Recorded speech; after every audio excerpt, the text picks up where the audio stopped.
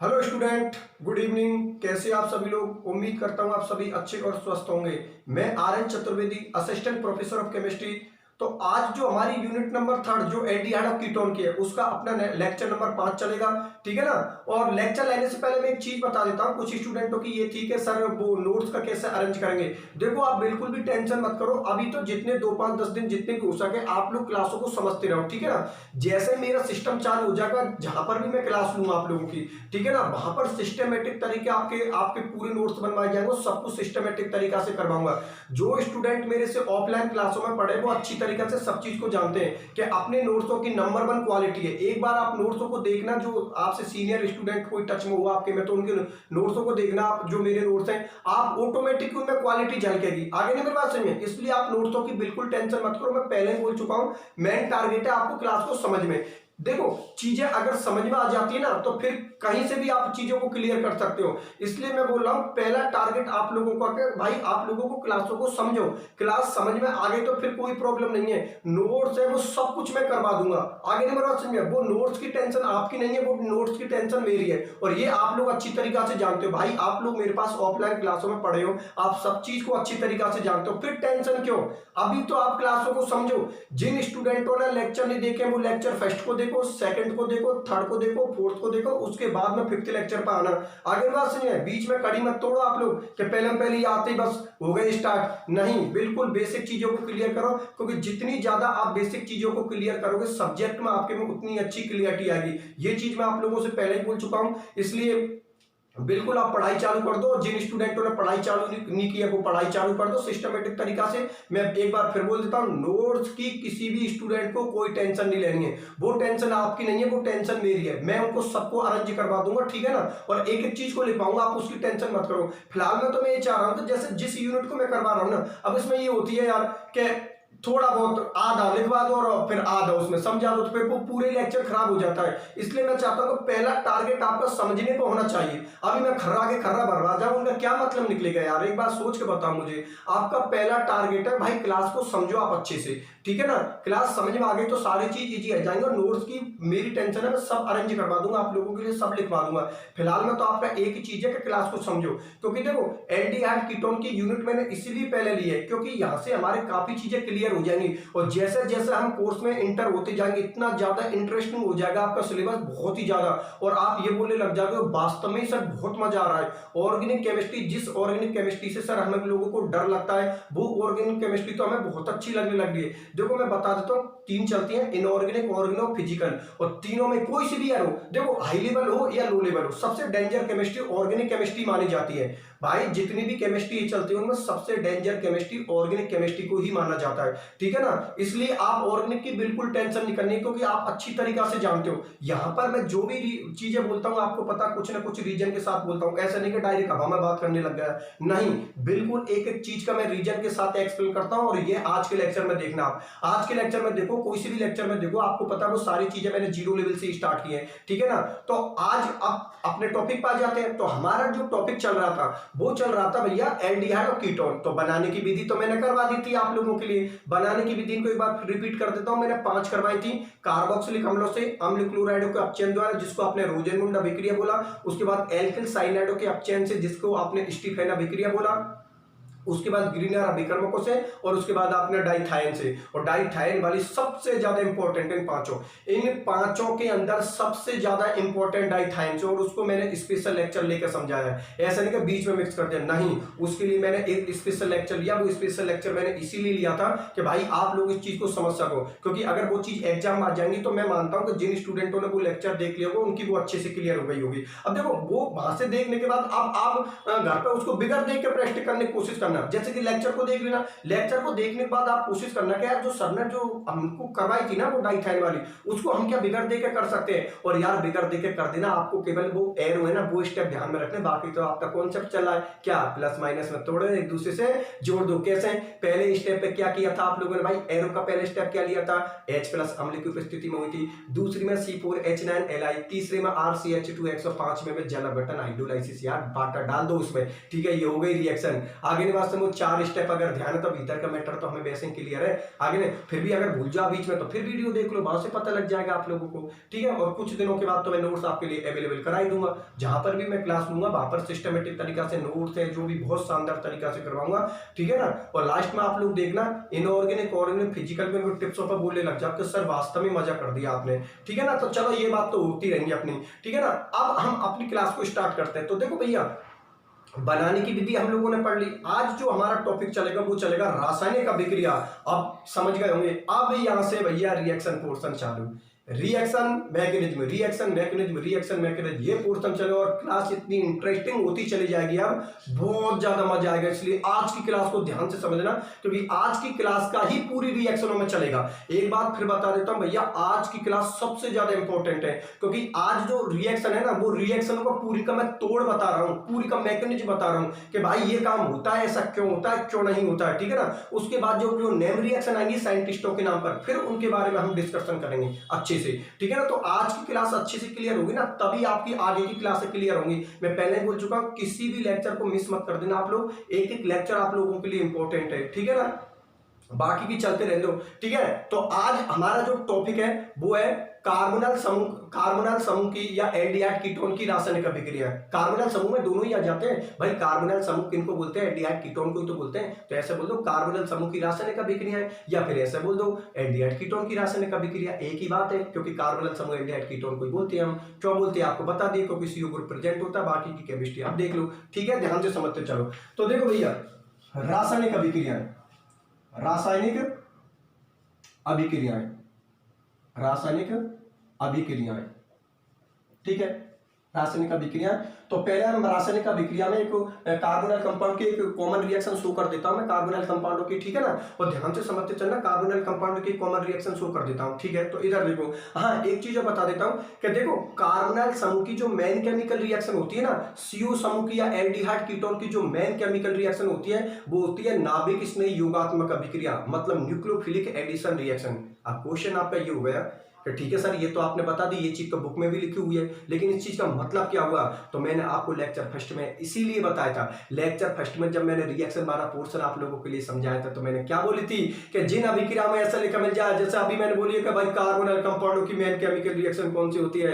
नाभिक स्नेही योगात्मक अभिक्रिया। इसका मतलब न्यूक्लियोफाइल का पहला अटैक हो रहा है। मैंने पहले क्या बोली थी कि जिस रिएक्शन के नाम में जो आ गया वो अटैक पहला करेगा। जैसे कि नाभिक स्नेही योगात्मक अभिक्रिया, पहला अटैक किसका हो रहा है? न्यूक्लियोफाइल का। इंग्लिश वाले हो, न्यूक्लियोफिलिक एडिशन रिएक्शन, पहला अटैक किसका हो रहा है? न्यूक्लियोफाइल का। आगे बात समझ में। अब क्वेश्चन ये है कि ठीक है सर ये बात तो आपकी मानी के, ठीक है हम मान लेते हैं कि पहला अटैक न्यूक्लियोफाइल का हो रहा है, इसलिए आप ये बोल रहे हो कि भाई इनकी मेन केमिकल रिएक्शन होती है नाभिक स्नेही योगात्मक अभिक्रिया, ठीक है।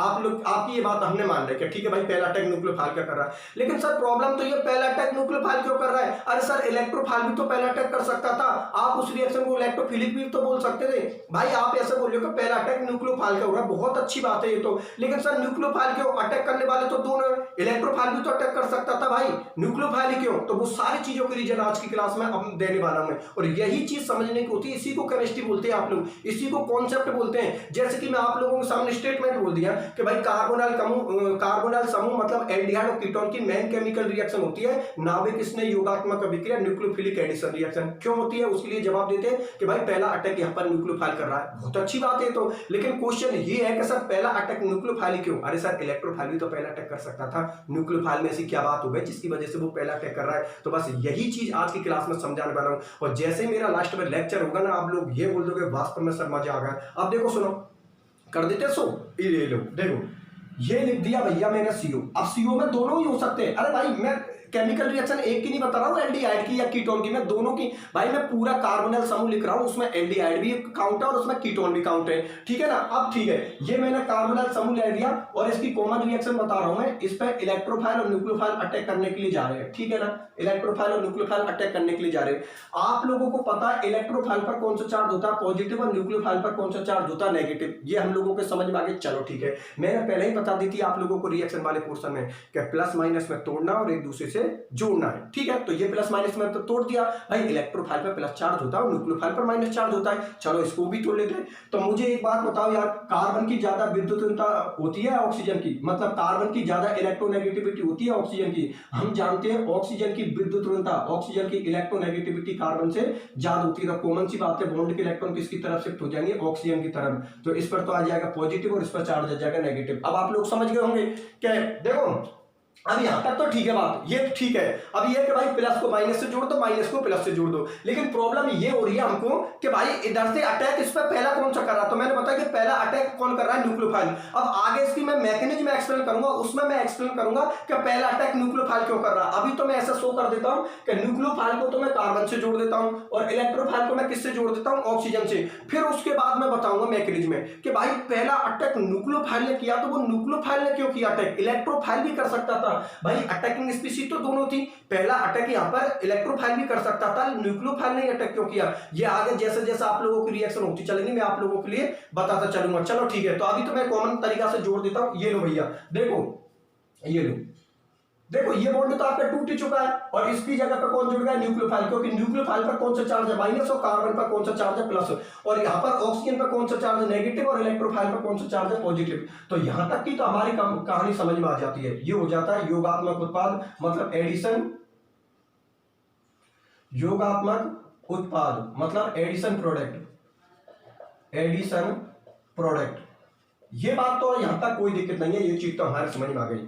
ठीक है ना, इसमें तो कोई दिक्कत नहीं है भाई। प्लस को हमने माइनस से जोड़ दिया, माइनस को हमने प्लस से जोड़ दिया, लेकिन क्वेश्चन वही चल रहा है हमारा कि पहला अटैक न्यूक्लियोफाइल क्यों, पहला अटैक इलेक्ट्रोफाइल ने क्यों नहीं किया। तो उसके लिए मैं इसकी कर देता हूं मैकेनिज्म शो, और अब देखते चलो क्लास को कि पहला अटैक न्यूक्लियोफाइल ने क्यों किया था। तो देखो इसकी मैं बता रहा हूं भैया, इसकी बता रहा हूं मैं क्रियाविधि कि भाई इसकी क्रियाविधि क्या है, पहला अटैक किसने किया, क्यों किया। ध्यान से समझते चलना आप लोग, दिखाई दे रहा है ना आप लोगों को, हाँ दिखाई दे रहा है।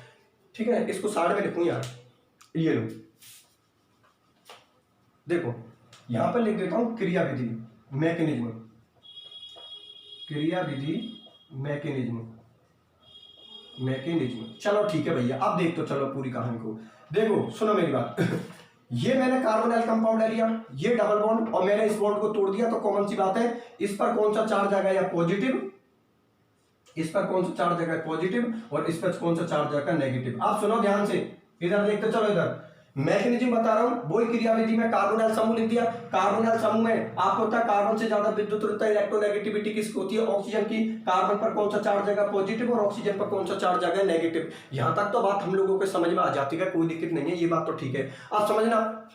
ठीक है ना, अभी अटैक करने मैंने नहीं भेजा, ना ही तो मैंने अटैक करने इलेक्ट्रोफाइल को भेजा, ना ही अटैक करने मैंने न्यूक्लियोफाइल को भेजा है। इधर देख लो भैया, अभी तक तो मैंने ये लिखा है, ना ही तो मैंने अटैक करने के लिए इलेक्ट्रोफाइल को भेजा, ना ही मैंने न्यूक्लियोफाइल को भेजा। अब भेजूंगा इन दोनों की कंडीशन के बाद, मैं नहीं आप खुद बोल दोगे हाँ सर पहला अटैक न्यूक्लियोफाइल कर रहा है, वो क्यों कर रहा है। इस स्टेप में आपको पता लग जाएगा कि पहला अटैक न्यूक्लियोफाइल कर रहा है, वो न्यूक्लियोफाइल अटैक क्यों कर रहा है पहले। तो सुनो मेरी बात ध्यान से, देखो एक बात बताओ, समझते चलो बहुत अच्छी तरीके से यार। मुझे एक बात बताओ, कार्बन के वैलेंसी सेल में कितने इलेक्ट्रॉन होते हैं, 4, ठीक है ना कार्बन के वैलेंसी सेल में कितने इलेक्ट्रॉन होते हैं, 4। आप लोग इस बात को मानते हो, और आपको ये भी पता है कि एक बंद में कितने इलेक्ट्रॉन होते हैं, 2, ठीक है, हम ये चीज जानते हैं। कार्बन के वैलेंसी सेल में कितने इलेक्ट्रॉन होते हैं, 4, और ऑक्सीजन के वैलेंसी सेल में कितने इलेक्ट्रॉन होते हैं, 6। एक बार फिर सुन लेना, कार्बन के वैलेंसी सेल में 4 इलेक्ट्रॉन होते हैं, और ऑक्सीजन के वैलेंसी सेल में कितने इलेक्ट्रॉन होते हैं, 6, और एक बॉन्ड में कितने इलेक्ट्रॉन होते हैं, 2। और जो दोनों बंद से दोनों एटम जुड़े हैं उनका बराबर अधिकार होता है। जैसे कि इस बंद में कितने इलेक्ट्रॉन है, 2, भाई आपको पता है इस बॉन्ड में कितने इलेक्ट्रॉन है, 2, इस बॉन्ड में भी कितने इलेक्ट्रॉन है, 2, और इस बॉन्ड में भी कितने इलेक्ट्रॉन है, 2। तो देखो इस बॉन्ड के इलेक्ट्रॉनों पे जितना अधिकार कार्बन का, उतना ही अधिकार किसका है, ऑक्सीजन का। एक बार फिर चलिए ना, एक बॉन्ड में 2 इलेक्ट्रॉन होते हैं और दोनों का बराबर अधिकार होता है। वो तो जब क्या होता है कि जिसकी विद्युतता ज्यादा होती है ना, तो वो अपनी पावर की वजह से ले जाता है, नहीं बाकी का बॉन्ड टूटने से पहले दोनों का बराबर अधिकार होता है, क्योंकि बंध के निर्माण में दोनों एटमों का बराबर योगदान होता है। जैसे कि जब ये एक बंध बना था, तो एक इलेक्ट्रॉन कार्बन ने दिया था और एक इलेक्ट्रॉन किसने दिया था, ऑक्सीजन ने। वो तो बंध टूटता है ना, तब उल्टे सीधे हो जाते हैं प्लस माइनस चार्ज। वो इसलिए होता है कि भाई जिसकी पावर ज्यादा होगी वो ले जाएगा, और जिसकी पावर कम होगी वो दे देगा। ये कॉमन सी बात है। आप सुनो मेरी बात ध्यान से, ठीक है। यहाँ पर कार्बन पर कौन सा चार्ज है पॉजिटिव, ध्यान से समझना क्लास को, यहाँ पर कार्बन पर कौन सा चार्ज है पॉजिटिव, और कार्बन की वैलेंसी शेल में कितने इलेक्ट्रॉन होते हैं 4। लेकिन गौर से देखो कार्बन अपनी चारों वैलेंसी नहीं कर रहा है, कार्बन पर वहां पर कौन, देखो कार्बन की 3 वैलेंसी हो रही है, 1 2 और 3, और कार्बन पर कौन सा चार्ज है प्लस। केमिस्ट्री में प्लस का मतलब आप जानते हो कमी होती है, कितना प्लस है 1, तो 1 कम कर दो, तो 4 में से 1 है तो कितने बचे 3, मतलब इस वक्त इस कार्बन के पास कितने इलेक्ट्रॉन है 3, और एक एक इलेक्ट्रॉन उसने कहां पर दे रखा है बंद में, अरे बंद में दे रखा है भाई उसने योगदान में, भाई 4 होते हैं, 4 1 घटा दो 3 और एक एक इलेक्ट्रॉन उसके बंद में होगा, इसका मतलब उसके बाद कितने हो गए 6, 4 होते हैं, 4 में से 1 गए तो कितने बचे 3, और कार्बन ने एक एक इलेक्ट्रॉन बंद में दे रखा, मतलब 3 4 5 और 6, मतलब इस वक्त इस कार्बन के पास इलेक्ट्रॉन कितनी है 6, मतलब इसके पास इलेक्ट्रॉन कितने हो गए 6। अब मैं बात कर लेता हूं ऑक्सीजन की देखो ये कार्बन की बात हो गई, अब मैं बात कर लेता हूं ऑक्सीजन की। तो मुझे एक बात बताओ ऑक्सीजन के वैलेंसी शेल में कितने इलेक्ट्रॉन होते हैं 6 होते हैं ना, 6 मानते हो ना आप लोग, ऑक्सीजन के वैलेंसी शेल में कितने इलेक्ट्रॉन होते हैं 6, लेकिन गौर से देखो ऑक्सीजन पर वहां पर कौन सा चार्ज हो रहा है माइनस, तो 6 जब कार्बन पे प्लस था तो आपने घटा दिया, अरे भैया जब ऑक्सीजन पे माइनस है तो बढ़ा दो, माइनस का मतलब 1 इलेक्ट्रॉन ऐड कर दोगे, तो देखो 6 तो खुद के पास होते हैं और 1 किसको होगा माइनस का 7, और आप लोगों को पता है 1 उसने बंद में दे रखा, अरे कार्बन के भी तो काउंट किए आपने, 3 तो कार्बन के पास थे और 1 1 उसने बंद में दे रखा, 6 हो गई, उसी तरीका से ऑक्सीजन की हो गई, 6 तो ऑक्सीजन के पास में, 1 ये रहा है 7 और 1 उसने बॉन्ड में दे रखा है, इस वक्त इस ऑक्सीजन के पास कितने इलेक्ट्रॉन हो गए 8। और आप भैया जितना भी फोकस है मेरे ऊपर कर देना, जितनी भी सिंसियरिटी और जितना भी फोकस है थोड़ी देर के लिए मेरे ऊपर पूरा फोकस कर देना यार। मुझे एक बात बताओ, कार्बन के पास इलेक्ट्रॉन कितने हुए 6 और ऑक्सीजन के पास इलेक्ट्रॉन कितने हुए 8, और हम जानते हैं कि जिसके वैलेंसी शेल में 8 इलेक्ट्रॉन होते हैं, जिसके पास 8 इलेक्ट्रॉन होते हैं वो अधिक स्थायी होता है, ऑक्टेट रूल अष्टक नियम का वो पालन करता है। और एक बात बताओ यार, जो चीज स्थायी होगी वो पहले रिएक्शन करना क्यों चाहेगी, क्योंकि उसको पता है मैं तो वैसे ही स्टेबल हूं। भाई आप अक्रिय गैसों के नोबल गैसों के बारे में ऐसा बोलते हो कि भाई नोबल गैस किसी से रिएक्शन नहीं करती, क्यों नहीं करती, क्योंकि वो अष्टक नियम का पालन करती है, वो स्थायी गैस होती है, और जो स्थायी गैस होती है वो कॉमन सी बात है, वो क्यों मतलब अनस्टेबल में कन्वर्ट होना चाहेगी। भाई जो चीज स्थायी है वो क्यों रिएक्शन करना चाहेगी, जो रिएक्शन करते हैं वो कौन करते हैं अस्थायी। बोलते हैं ना हम जब 11वीं क्लास में पढ़ते हैं कि भाई हर एटम अपना अष्टक पूरा करने की कोशिश करता है, क्यों करता है, क्योंकि अष्टक नियम के अनुसार जिसके वैलेंसी शेल में 8 इलेक्ट्रॉन होते हैं वो स्टेबल हो जाता है। तो सुना मेरी बात ध्यान से कि ऑक्सीजन के पास इलेक्ट्रॉन कितने हुए 8, कार्बन के पास इलेक्ट्रॉन कितने हुए 6, मानते ना, ऑक्सीजन के पास 8 इलेक्ट्रॉन और कार्बन के पास 6 इलेक्ट्रॉन। तो मुझे एक बात बताओ यार, ये ऑक्सीजन तो हो गया अधिक स्थायी, और आपको पता है जिसके वैलेंसी शेल में 6 इलेक्ट्रॉन है वो स्थायी नहीं है, वो क्रियाशील है, मतलब वो किसी से रिएक्शन कर सकता है। तो मैं लिख दूं भैया, यहां पर लिख देता हूं अधिक स्थायी और यहां पर लिख देता हूं मैं कम स्थायी, ठीक है ना, मतलब या अधिक क्रियाशील, ऐसा कर दो, कैसे कर दो उसको, तो यहां पर लिख देता हूं अधिक क्रियाशील, ये वर्ड ज्यादा सही लगेगा, मतलब मोर रिएक्टिव, अधिक क्रियाशील, अधिक क्रियाशील मतलब मोर रिएक्टिव, ठीक है। और इसके बारे में लिख देता हूं अधिक स्थायी, मोर स्टेबल, अधिक स्थायी मतलब कौन, मोर स्टेबल, ये लो। इसके बाद कार्बन के बारे में तो लिख दिया अधिक क्रियाशील क्योंकि रिएक्शन करना चाहेगा, और ऑक्सीजन के बारे में ये लिख दिया अधिक स्थायी मतलब मोर स्टेबल क्योंकि ये पहले रिएक्शन करना नहीं चाहेगा। अब मुझे एक बात बताओ आप लोग, ठीक है ना, अब मुझे एक बात बताओ यार, क्या कार्बन के पास कितने इलेक्ट्रॉन हुए 6 और ऑक्सीजन के पास कितने इलेक्ट्रॉन हुए 8, और आपको पता ऑक्सीजन पहले रिएक्शन नहीं करना चाहेगा क्योंकि ऑक्सीजन तो स्थायी हो गया। अब जिसकी क्रिया, भाई क्रियाशीलता का मतलब ये के बारे में लिखा है क्रियाशील, क्रियाशीलता रिएक्टिविटी का मतलब ये होता है कि जो तुरंत रिएक्शन करने के लिए तैयार होता है, वो तो करना ही चाहेगा यार, उसके पास तो 6 इलेक्ट्रॉन है, वो तो स्टेबल होना चाहेगा। तो मुझे एक बात बताओ यार कि ऑक्सीजन तो पहले रिएक्शन नहीं करेगा, पहले रिएक्शन कौन करेगा, कार्बन। तो गौर से देखो कार्बन के पास कौन सा चार्ज है प्लस, अब मुझे बता दो पहला अटैक इलेक्ट्रोफाइल करेगा न्यूक्लियोफाइल, अरे भैया कार्बन पर अगर प्लस चार्ज है तो इलेक्ट्रोफाइल क्यों रिएक्शन करेगा, पहला अटैक किसका होगा, न्यूक्लियोफाइल का, क्योंकि हम जानते हैं प्लस पर कौन अटैक करता है माइनस, तो माइनस पर कौन अटैक करता है प्लस। इसका मतलब समझे कि यहां पर पहला अटैक इलेक्ट्रोफाइल नहीं करेगा, यहां पर पहला अटैक कौन करेगा, न्यूक्लियोफाइल करेगा। किसके पास जाएगा, कार्बन के पास, क्योंकि इस कार्बन के पास कौन सा चार्ज है पॉजिटिव, और न्यूक्लियोफाइल के पास कौन सा चार्ज है नेगेटिव। इसीलिए मैंने बोला था कार्बोनाइल कंपाउंडों की जो मेन केमिकल रिएक्शन होती है वो कौन सी होती है, नाभिक स्नेही योगात्मक अभिक्रिया, मतलब जो पहला अटैक करेगा रिएक्शन उसी के नाम से जानी जाती है। पहला अटैक कौन कर रहा है, न्यूक्लियोफाइल, तो रिएक्शन किस नाम से जानी जाएगी, न्यूक्लियोफिलिक के नाम से जानी जाएगी। आगे नहीं बात समझ में, तो देखो सुनो ये बात समझ में आ गई। अब मैं कर दूं रिएक्शन को, तो ऐसे लिख दूं मैं Nu माइनस का प्रथम आक्रमण, Nu माइनस का प्रथम आक्रमण, ठीक है ना, और इस Nu माइनस को मैं किससे जोड़ देता हूं, कार्बन से। देखो ये हो गई कंडीशन, ये लो भैया, ये NU माइनस जोड़ दिया और ऑक्सीजन पे लिख दिया नेगेटिव। अब आपको पता है ये जो बना है ना ये स्थायी है, ये स्टेबल हो गया। क्यों हो गया स्टेबल? क्योंकि आप लोगों को पता है ऑक्सीजन पर नेगेटिव चार्ज हो रहा है, और ये तो बहुत अच्छी बात है भाई। अगर ऑक्सीजन पर नेगेटिव चार्ज आ रहा है तो बहुत अच्छी बात है, ऑक्सीजन तो चाहती ही इस चीज को है। आप लोगों को पता है जिनकी विद्युत तन्यता ज्यादा होती है वो हमेशा कौन सा चार्ज पसंद करते हैं? माइनस चार्ज पसंद करते हैं। जैसे नाइट्रोजन भी माइनस चार्ज पसंद करता है, ऑक्सीजन भी माइनस चार्ज पसंद करता है, फ्लोरीन भी माइनस चार्ज पसंद करता है। तभी तो इनकी ऑक्सीडेशन स्टेट ज्यादातर 80-90% केसों में माइनस में होती है। F minus, O minus 2, N minus 3, Cl minus, Br minus, I minus. मतलब आवर्त सारणी में इनकी विद्युत तन्यता इलेक्ट्रोनेगेटिविटी बहुत ज्यादा होती है। तो यहाँ पर पहला अटैक किसने किया? न्यूक्लियोफाइल में। अब कंडीशन समझ गए होंगे कि सेकंड अटैक आप किसका होगा? इलेक्ट्रोफाइल का, क्योंकि अब माइनस चार्ज है, कॉमन सी बात है, उसको बैलेंस करने के लिए कौन जाएगा? इलेक्ट्रोफाइल। तो यहाँ पर पहला अटैक किसने किया था? न्यूक्लियोफाइल ने। क्यों किया था वो समझा दिया, और सेकंड अटैक किसका होगा? इलेक्ट्रोफाइल का। तो आप लिख सकते हो आप लोग यहाँ के, ये तो आ गया ना समझ में। चाहो तो ऐसे लिख दो, अधिक स्थायी मध्यवर्ती, अधिक स्थायी मध्यवर्ती, मतलब मोर स्टेबल इंटरमीडिएट। अधिक स्थायी मध्यवर्ती, मोर स्टेबल इंटरमीडिएट क्यों बोला है? क्योंकि ऑक्सीजन पर नेगेटिव चार्ज हो रहा है, बहुत अच्छी बात है ऑक्सीजन के लिए। चाहो तो कोष्टक में यहां पर ऐसे लिख देना, अधिक स्थायी मध्यवर्ती क्योंकि दोबारा मैं सही बोलता हूं, अधिक स्थायी मध्यवर्ती क्योंकि अधिक विद्युत ऋण तत्व। ऑक्सीजन पर कौन सा चार्ज? माइनस चार्ज, ऑक्सीजन पर ऋणावेश। अधिक विद्युत ऋण तत्व ऑक्सीजन पर ऋणावेश, इसलिए वो कौन है? अधिक स्थायी मध्यवर्ती है। ठीक है, आप सेकंड अटैक इलेक्ट्रोफाइल का करवा दो। तो मैं देखो मेरे नीचे जगह नहीं, शायद आप लोगों को दिखाई नहीं देगी, कि दे जाएगी क्या आप लोगों को दिखाई? मैं यहाँ पर शो कर देता हूँ, लेकिन दिखाई दे रहा है का? नहीं दे रहा है, तो मैं ऊपर कर देता हूँ इसको। देखो दिखाई नहीं दे रहा है यहाँ से, इसलिए मैं इसको ऊपर शो कर देता हूँ। देखो इसको मैं यहां पर कर देता हूं। सेकंड अटैक किसका होगा? तो यहां पर लिख दो E प्लस का द्वितीय आक्रमण, E प्लस का द्वितीय आक्रमण। अब जोड़ दो आराम से, ये लो, इसको मैं इधर देखो जोड़ दो, C इससे न्यूक्लियोफाइल और इससे हो गई OE, और ये हो गया आपका योगात्मक उत्पाद। योगात्मक उत्पाद मतलब एडिशन प्रोडक्ट। और भैया ये होती है इसकी मैकेनिज्म। मेरी बात समझ में आई या नहीं आई? इसको बोलते हैं रिएक्शन। किससे? कॉन्सेप्ट के साथ करना। ठीक है ना, एक बार फिर बता देता हूं, देखो भैया ध्यान से समझ लेना। कार्बोनाइल ग्रुप में दोनों ही काउंट हो रहे हैं, एल्डिहाइड भी काउंट हो रहा है और कीटोन भी काउंट हो रहा है। ठीक है ना, फिर मैंने उसकी एक कॉमन रिएक्शन बता दी थी, और मैंने ये बोला थी कि भाई कार्बोनाइल कंपाउंड की जो मेन केमिकल रिएक्शन होती है वो कौन सी होती है? नाभिक स्नेह योगात्मक अभिक्रिया, मतलब न्यूक्लियोफिलिक एडिशन रिएक्शन। अब इससे ये तो मैंने पहले लेक्चर में बता दिया कि इसका मतलब ये हुआ कि पहला अटैक किसको हो रहा है? न्यूक्लियोफाइल का। लेकिन क्वेश्चन आपका ये हुआ था कि सर ठीक है पहला अटैक न्यूक्लियोफाइल कर रहा है, ये तो बहुत अच्छी बात है, लेकिन प्रॉब्लम ये सर पहला अटैक न्यूक्लियोफाइल क्यों? सर पहला अटैक इलेक्ट्रोफाइल भी कर सकता था। तो उसके लिए मैं किसको लेके आया था? मैकेनिज्म को। मैंने इस बॉन्ड को तोड़ा हम क्योंकि हम जानते हैं कार्बन से ज्यादा विद्युत ऋणता किसकी होती है? ऑक्सीजन की।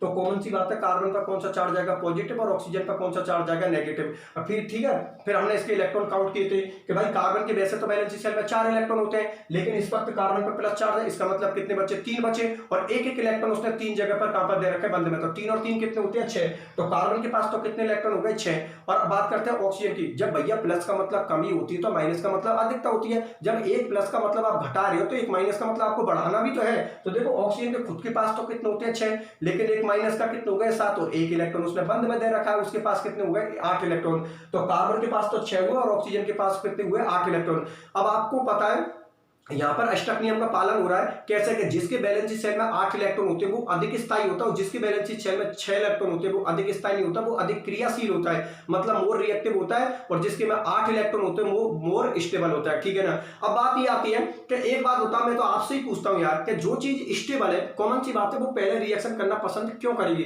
पहले रिएक्शन वो कंपाउंड करते हैं जिनकी स्टेबिलिटी कम होती है, मतलब उनकी रिएक्टिविटी ज्यादा होती है। रिएक्टिविटी का मतलब ये होता है कि वो तुरंत ही रिएक्शन कर लेते हैं। जैसे साइनाइड होता है, साइनाइड तुरंत ही आदमी के शरीर में रिएक्शन कर लेती है, बहुत ज्यादा रिएक्टिविटी होती है, और साइनाइड की रिएक्शन बहुत ज्यादा फास्ट होती है। आपको पता है साइनाइड एक तरीका से जहर होता है, शरीर के अंदर इतनी तेज इतनी फास्ट रिएक्शन करता है, बहुत ज्यादा। ठीक है ना। तो उसी तरीका से रिएक्टिविटी का मतलब यही होता है कि भाई किसी की रिएक्टिविटी का मतलब अगर हम बोल रहे हैं उसका मतलब ये कि वो बहुत ही ज्यादा फास्ट रिएक्शन कर रहा है। और आप केमिकलों को देखते हो कितनी ज्यादा फास्ट रिएक्शन करते हैं, जैसे एसिड कितनी फास्ट रिएक्शन करते हैं अपने शरीर में जाके। ठीक है ना, पूरी पूरी रिएक्शन बहुत ही ज्यादा फास्ट होती है उनकी। ठीक है ना। तो मैंने ऐसा बोला है कि यहाँ पर 6 होते हैं, यहाँ पर 8 होते हैं, तो ये स्टेबल हो गए और वो रिएक्टिव हो गया। स्टेबल वाला पहले रिएक्शन करेगा नहीं। पहले रिएक्शन कौन करेगा? जिसकी क्रियाशीलता ज्यादा होगी। तो जिसकी क्रियाशीलता ज्यादा उसमें कौन सा चार्ज आ रहा है? पॉजिटिव। तो कॉमन सी बात है, अटैक करने वाले कितने थे? 2। इलेक्ट्रोफाइल अटैक करे या फिर अटैक कौन करे? न्यूक्लियोफाइल। तो इलेक्ट्रोफाइल तो अटैक कर नहीं सकता क्योंकि इसके पास कौन सा चार्ज है प्लस, तो कॉमन सी बात है पहला अटैक कौन करेगा, न्यूक्लियोफाइल,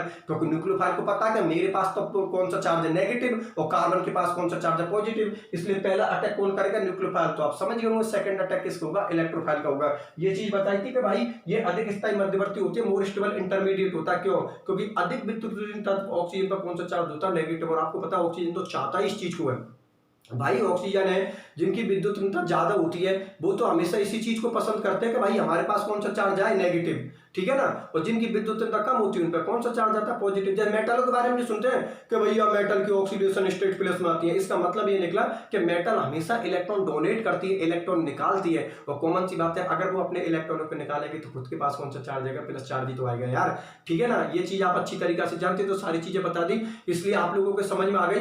अब इसी के अंदर एक चीज और बता रहा हूं, देखो अभी जो मैंने टॉपिक समझा इसी में एक चीज इंटर और कर रहा हूं, ठीक है ना। मैंने ऐसे बोला है, यहां तक तो आपकी स्टोरी बिल्कुल क्लियर है, यहां तक तो कोई दिक्कत नहीं है कि सर ठीक है कोई दिक्कत नहीं है, ये चीज तो हमारे समझ में आ गई, लेकिन सर एक बार और यूज कर रहे हो इसमें आप नाभिक स्नेही, तो समझ में आ गया पहला अटैक न्यूक्लियोफाइल का कर रहा है, क्यों कर रहा है वो आपने समझा दिया, लेकिन इसके साथ एक बार और जोड़ रहे हो आप, नाभिक स्नेही योगात्मक अभिक्रिया। सर ये योगात्मक एडिशन क्यों, सर प्रतिस्थापन भी तो लिख सकते थे आप, भाई आप ऐसे बोल रहे हो सर कि नाभिक स्नेही योगात्मक अभिक्रिया शो करते हैं एल्डिहाइड और कीटोन दोनों, ठीक है बहुत अच्छी बात है। नाभिक स्नेही का आपने समझा दिया कि भाई पहला अटैक न्यूक्लियोफाइल कर रहा है, तो आपने बोल दिया नाभिक स्नेही, समझ में आ गया सर, लेकिन इसके बाद आपने एक बार और बोला योगात्मक, अरे सर योगात्मक क्यों, आप प्रतिस्थापन भी तो बोल सकते हो, इंग्लिश वाले हो, एडिशन क्यों, आप सब्स्टिट्यूशन भी तो बोल सकते हो। अरे भैया आप लोगों ने बीएससी फर्स्ट ईयर में पढ़ा होगा कि जिनकी संरचना में, जिनकी स्ट्रक्चर में डबल बॉन्ड प्रेजेंट होता है वो कौन सी अभिक्रिया शो करते हैं, योगात्मक अभिक्रिया, और जिनके में सिंगल बॉन्ड प्रेजेंट होता है वो कौन सी करता है, प्रतिस्थापन। अरे गौर से देखो कार्बोनाइल कंपाउंड, कार्बन और ऑक्सीजन के बीच में डबल बॉन्ड है, क्यों प्रतिस्थापन करना चाहेगा, उसकी योगात्मक होगी, समूह ऐड होंगे, क्योंकि हम जानते हैं योगात्मक अभिक्रिया में एडिशन रिएक्शन में डबल बॉन्ड टूटता है वो किसमें कन्वर्ट होता है, सिंगल बॉन्ड में। यहाँ पर ये डबल बॉन्ड था और देखो वो डबल बॉन्ड किसमें कन्वर्ट हो गया, सिंगल बॉन्ड में, इसलिए मैंने योगात्मक एडिशन वर्ड यूज किया है। अब पूरा कॉन्सेप्ट क्लियर है कि भाई कार्बोनाइल कंपाउंडों की मेन केमिकल रिएक्शन कौन सी होती है, नाभिक स्नेही योगात्मक अभिक्रिया। नाभिक स्नेही क्यों बोल रहा हूं, क्योंकि पहला अटैक कौन कर रहा है, न्यूक्लियोफाइल, और योगात्मक क्यों बोल रहा हूं, क्योंकि यहाँ पर कार्बन और ऑक्सीजन के बीच में कौन सा बॉन्ड है, डबल बॉन्ड, इसको बोलते हैं कि नाभिक स्नेही योगात्मक अभिक्रिया एल्डिहाइड और कीटोन की मेन केमिकल रिएक्शन होती है। अब जितनी भी हमारी रिएक्शन आने वाली है, रिएक्शन मैकेनिज्म, अब यहां से उसका कॉन्सेप्ट क्लियर हुआ कैसे कि जितनी भी रिएक्शन आएंगी उनमें पहला अटैक कौन करेगा, न्यूक्लियोफाइल, क्यों, क्योंकि टॉपिक किसका चल रहा है, एल्डिहाइड और कीटोन का, और मैंने पहले ही एक्सप्लेन कर दिया कि जितनी भी रिएक्शन आएंगी वो एल्डिहाइड कीटोन की केमिकल रिएक्शन आएंगी, और उन सब में पहला अटैक कौन करेगा, न्यूक्लियोफाइल। बस ये चीज समझाना चाहता था मैं, इसको बोलते हैं कॉन्सेप्ट का बेसिक। अब जितनी भी नेम रिएक्शन आएंगी उनको देखो इतने शानदार कॉन्सेप्ट के साथ करवाऊंगा, हाथ के हाथ ही आप लोगों की क्लियर हो जाएगी। पहले तो ये बताओ कि ये आपके समझ में आई या नहीं आई, अगर आप लोगों के समझ में आ गई तो भैया कमेंट सेक्शन में लिख देना कि सर बहुत शानदार तरीका से समझ में आई है, ठीक है ना। आप लोगों को आगे नहीं बात समझ में, आप लोगों ये चीज क्लियर है ना, एक बार फिर बता देता हूं, ये बोला मैंने कि नाभिक स्नेही योगात्मक अभिक्रिया न्यूक्लियोफिलिक एडिशन रिएक्शन, आगे नहीं समझ में। नाभिक स्नेही क्यों बोल रहा हूं, क्योंकि पहला अटैक न्यूक्लियोफाइल कर रहा है, और योगात्मक क्यों बोल रहा हूं, क्योंकि कार्बन और ऑक्सीजन के बीच में कौन है, डबल बॉन्ड, और हम जानते हैं जिनमें डबल बॉन्ड और ट्रिपल बॉन्ड होता है वो कौन सी अभिक्रिया शो करते हैं, योगात्मक। इंग्लिश मीडियम वाले हो, यहाँ पर पहला अटैक कौन कर रहा है, न्यूक्लियोफाइल, यहाँ पर पहला अटैक कौन कर रहा है, न्यूक्लियोफाइल, और कार्बन और ऑक्सीजन के बीच में डबल बॉन्ड प्रेजेंट होने की वजह से आप लोगों को पता है यहां पर जो मेन केमिकल रिएक्शन होगी वो कौन सी होगी, न्यूक्लियोफिलिक एडिशन रिएक्शन। आगे नहीं बात समझ में, पहला अटैक न्यूक्लियोफाइल का और एडिशन क्यों बढ़ किया ये आपको समझा दिया। इसलिए कार्बोनाइल कंपाउंडों की जो मेन केमिकल रिएक्शन होती है वो होती है नाभिक स्नेही योगात्मक अभिक्रिया, मतलब न्यूक्लियोफिलिक एडिशन रिएक्शन। आज के बाद अगर कोई भी आप लोगों से कुछ पूछ ले इससे रिलेटेड कि यार नाभिक स्नेही योगात्मक अभिक्रिया कार्बोनाइल कंपाउंडों की मेन केमिकल रिएक्शन होती है, क्यों होती है, अरे और कोई क्यों नहीं हुई, यही क्यों, तो आप पूरे का पूरा कॉन्सेप्ट उसके सामने रख देना कि भैया इसलिए बोलते हैं इसको। आगे की बात समझ में, तो बस यही कॉन्सेप्ट होता है, और इन्हीं चीजों को मैं समझाने के लिए बोल रहा हूं आप लोगों को। इसलिए जो स्टूडेंट नोट्स के चक्कर में बैठे, देखो यार सारी काम होंगे, देखो आप लोग जानते पढ़ रहे हैं तो वो सारे काम होंगे, लेकिन हर चीज के टाइम होता है। मैं सोच रहा हूँ कि यार जब मेरा सिस्टम चालू हो जाए तो वहां पर सिस्टमेटिक तरीका से इस चीज को करवा दूं, क्योंकि अगर मैं नोट्स लिखवाने लग गया तो आधा तो नोट्सों में दिमाग जाएगा और आधा इधर समझाने में जाएगा, इसलिए पहले मैं उसको समझा देता। अगर आपको उतारना है समझ में आ गया तो उतार लो यार, ये लो मैं साइड में हो जाता हूँ, आराम से उतारो, आराम से स्क्रीनशॉट ले लो, स्क्रीनशॉट उतार लो, समझ में आ गई तो उतारने क्या आपको बिगड़ देखे लिख सकते हो उसको, भाई आपके समझ में आ गया अच्छे से टॉपिक, यार सर कोई दिक्कत नहीं समझ में आ गया तो आप बिगड़ देकर भी इसको उतार सकते हो। और अगर उतारने का ज्यादा शौक है तो ये लो उतारो आराम से, कितना उतारना है आपको, ठीक है ना। तो मैं इसलिए बोल रहा हूं, मैं सारी चीजें करवा दूंगा, ठीक है ना। अब जो मेरा आने वाला लेक्चर है, लेक्चर नंबर ये कौन से अपना है, लेक्चर नंबर अपना कौन सा है 5। अब जो लेक्चर नंबर अपना 6 आएगा उसमें अपनी केमिकल रिएक्शन चालू हो जाएंगे, और उनमें समझ गए होंगे, पहले रिएक्शन लिखेंगे, उसके बाद में उसकी मैकेनिज्म लिखेंगे, फिर रिएक्शन लिखेंगे, मैकेनिज्म, रिएक्शन, मैकेनिज्म, ये पोर्शन चलेगा। और यही पोर्शन एग्जाम में आता है। कैसे देती भाई, 2 रिएक्शन, जैसे पर्किंग रिएक्शन देती नहीं, ठीक है ना, पर्किंग रिएक्शन देता ही, या फिर आप लोगों की कोई दूसरी रिएक्शन देता है, जैसे नोवेनेजेल रिएक्शन देता है और पर्किंग रिएक्शन देता है। 3 नंबर की तो नोवेनेजेल रिएक्शन देता है, 3 नंबर की पर्किंग रिएक्शन देता है कि भैया ठीक है, या बेंजोन संघनन अभिक्रिया कोई सी दे दे, 3 नंबर की दे दें। और क्वेश्चन कैसे बनेगा कि निम्न अभिक्रियाओं को समीकरण उनकी क्रियाविधि के साथ शो करना है। इसका मतलब पहले तो आप रिएक्शन को लिखोगे, उसके बाद में उसकी मैकेनिज्म लिखोगे। ध्यान रखना, रिएक्शन का एक ही नंबर मिलेगा आपको, और जितने भी नंबर मिलेंगे ना वो मैकेनिज्म के ही मिलेंगे आप लोगों को। आगे नहीं मेरे बात समझे, बस यही अंतर होता है 12th और बीएससी में। 12th क्लास में आपने केवल डायरेक्ट रिएक्शन पढ़ी थी, और आपको पता है बीएससी कॉलेज लेवल थोड़ा स्टैंडर्ड बढ़ गए, तो यहाँ पर उनके मैकेनिज्म शो करती है। पहले हम क्या पढ़ते थे, ऐसा होता है तो होता ही है, क्यों नहीं होता उसका कोई रीजन नहीं देते वहां पर, ठीक है ना। लेकिन ऐसा होता है तो वो क्यों होता है, यहाँ पर उनके रीजन देने पड़ते हैं, ठीक है ना। क्योंकि हम जो एजुकेशन कर रहे हैं वो बहुत ही स्टैंडर्ड लेवल की, बहुत हाई लेवल की एजुकेशन कर रहे हैं। और ये मेरे हर वीडियो में बोलता हूँ, बस पढ़ाई का एक ही मतलब होता है कि चीजें आपको आनी चाहिए। और चीजें कब आएंगी, जब किसी आप बेस्ट लेक्चरर का सिलेक्शन करोगे तो कॉमन सी बात है, चीजें क्लियर होती जाएंगी। और ये मैं हर वीडियो में आप लोगों से बोलता आ रहा हूँ कि बिल्कुल जितने भी और लोग काम करते हैं बिल्कुल देखो उनके, बिल्कुल। क्योंकि पहले तो ये था ऑफलाइन क्लासेस थी तो नहीं देख पाते इतने सारे, लेकिन अब तो आपके पास YouTube प्रेजेंट है यार। YouTube पे जाकर सर्च ही तो करना है, सर्च करती क्लासेस सामने होंगी, उनकी क्लासेस देखो और एक बार इधर लेक्चर देखो। बहुत एक तो होता है फासला नजर आना, और एक होता है यार वास्तव में इनमें तो बहुत ज्यादा फासला नजर आ रहा है, ठीक है ना। उसके बाद फिर डिसीजन लो। मैं ये नहीं बोल रहा आप मेरे पास, उसके बाद आप डिसीजन, पहले क्लास देख लो सबकी बड़ी अच्छी तरीके से, फिर आपको लगे यार ये बेस्ट पढ़ा रहा है और बेस्ट नॉलेज दे रहा है हम लोगों को, ठीक है, उसका सिलेक्शन करो आप। उसमें मैं हूं या कोई और हो, जो बेस्ट कर रहा है ना आप उसके पास जाओ, ठीक है ना। क्योंकि एक दिन का काम तो नहीं है, पूरी साल का काम है। और कोई भी पॉइंट हमारा मजबूत मतलब वो वीक नहीं रहना चाहिए। ये नहीं कि सेकंड ईयर में इधर उधर भटक के और बस कोई मतलब नहीं निकला उसका, तो पूरी साल खराब हो गई और पता नहीं आप सेकंड ईयर की चीज को फिर कब कवर करोगे, क्योंकि अगली बार तो फिर थर्ड ईयर स्टार्ट हो जाएगी, फिर सेकंड ईयर की चीजों को भैया आप कब कवर करोगे। मुझे तो एक बात बताओ, एमएससी के बाद कवर करने बैठोगे क्या उनको कि भाई एमएससी कर ले या बीएससी सेकंड ईयर को दोबारा से पढ़ूंगा, क्योंकि उस वक्त मेरी बीएससी सेकंड ईयर वीक रह गई, उसके बाद पढ़ने लगोगे का, वो वीकनेस आपकी हमेशा के लिए रह जाएगी। आगे नहीं बात समझे, और फैसला आपका, जो आपका अच्छा लगे वो करो भाई, ठीक है। ये चीजें, क्योंकि देखो रुपया आपका, कैरियर आपका और सिलेक्शन भी आपका, जो आपको अच्छा लगे उसके पास करो, ठीक है ना। ये सबसे लिए बेस्ट बात है, ठीक है। इस लेक्चर को जितने भी अपने फ्रेंड हैं उन सबके बीच में शेयर कर देना आप लोग, ठीक है यार। देखो मुझे ये कहने की यार हर वीडियो में बोलना पड़ता है आप शेयर कर दो शेयर, यार इतना तो तुम समझदार हो, 1-2 बटन मसलने में वैसे तो बड़ी चीज हो, वैसे तो मोबाइल के अंदर पता नहीं क्या क्या चीज देखते रहते हो आप लोग, ठीक है ना। कोई मूवी डाउनलोड कर ली, कोई गाना डाउनलोड कर लिया, ये कर लिया वो कर लिया, कभी क्रिकेट देखने लग गए, कभी कुछ देखने लग गए, कभी सीरियल देखने लग गए। क्या है यार आप लोग, जो पढ़ाई है उस टाइम में भाई हमारे लेक्चर इतने लंबा नहीं होता कि मैंने बना दिया इसको 2 घंटे का मूवी के बराबर, ऐसा तो है नहीं है यार। कितने का होता है, कभी 40 मिनट का, कभी 45 का, कभी 30 मिनट का। जिस दिन तो मतलब छोटा टॉपिक होता है उस दिन 30 मिनट का, कम टाइम का हो जाता है अपना, ठीक है ना। इसलिए जितने भी अपने फ्रेंड है उनके बीच में आप लिंक को शेयर करो, जिससे कि वो लोग भी इस चीज को फायदा उठा सके। क्योंकि आप माना कि आपका कोई फ्रेंड होकर क्या गलत जगह फंस जाता है, तो बाद में फिर आपसे बोले कि यार तुमने ये गलती की, मतलब हम भी वहीं पर पढ़ लेते हैं आप जहां पर आप लोग पढ़ रहे हो, ठीक है ना। तो इसलिए मैं बोल रहा हूँ जितने भी अपने फ्रेंड है उन सबके बीच में लिंक को शेयर किया करो, ठीक है ना। और कोई भी प्रॉब्लम हो पढ़ाई से रिलेटेड, मतलब कोई चीज समझ में नहीं आवे, तो बिल्कुल आपके पास मेरा व्हाट्सएप नंबर है, आप आराम से वहां पर मेरे से चीजों को पूछ सकते हो, ठीक है ना। नोमेनक्लेचर की मैंने आपको बताई, एक दिन की स्पेशल क्लास में नोमेनक्लेचर की लेके आऊंगा और इतना शानदार तरीका से नोमेनक्लेचर को और समझा, एक बार पूरी का बता दूंगा। जितने भी फंक्शनल ग्रुप है उनका नोमेनक्लेचर बता दूं, चाहे मुझे 2 या 3 लेक्चर लेने पड़े, जिससे कि आपको बिल्कुल नोमेनक्लेचर तो अच्छे से क्लियर हो जाए ना। क्योंकि जब तक नोमेनक्लेचर नहीं है क्लियर तब तक ऑर्गेनिक केमिस्ट्री को तो भूल जाओ। जिसको नोमेनक्लेचर नहीं आता ना भैया, ऑर्गेनिक केमिस्ट्री का जो बेसिक क्लास होती है, जो पहली क्लास होती है वो नोमेनक्लेचर ही होती है। नोमेनक्लेचर आपको आना चाहिए। और यार बिल्कुल सही बात है, इस चीज का तो आप भी सपोर्ट करो कि जिस चीज को आप बना रहे हो आपको पता ही नहीं हमने क्या बनाया है, अरे कम से कम नाम तो होंगे उनके कुछ, भाई आपको पता है, आपके भी नाम है, हमारे भी नाम है, ऐसे तो है नहीं हम बिगड़ नामों के घूम रहे हैं। उनके नाम तो है, तो नामकरण तो आपको आना चाहिए, नोमेनक्लेचर जिस सब्जेक्ट को पढ़ रहे हैं उसका नोमेनक्लेचर आना चाहिए। और आईयूपीएसी नाम तो यार बहुत ज्यादा इंपॉर्टेंट है, ठीक है ना। अगर आगे भविष्य में केमिस्ट्री से करियर बनाना चाहते हो तो बिल्कुल ये चीजें तो होनी चाहिए भाई आप लोगों के लिए, कल आपको भी चीजें रिप्रेजेंट करनी है, ठीक है ना। तो अपने सभी फ्रेंडों में शेयर कर देना। मिलते हैं अगले लेक्चर में, अपना ख्याल रखना।